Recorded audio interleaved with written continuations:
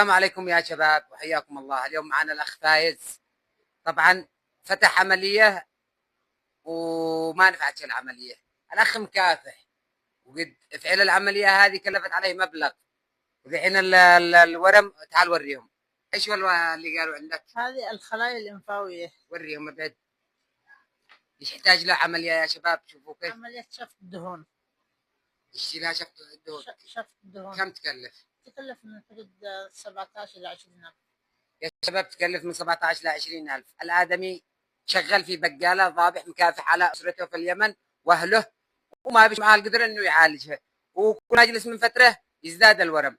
اللي فيه خير يا شباب، والذي بدعم بالأسود والحاجات في التيك توك وما تستاهلش يدعم الأخ هذا، يفعل أجر آخرته. وتحياتي للجميع، الله يوفقكم ويكتب أجركم كلكم. حتى الذي ما بيش معه يشارك المقطع، يمكن يجي غيرك ويتفاعل مع الأخ فايز.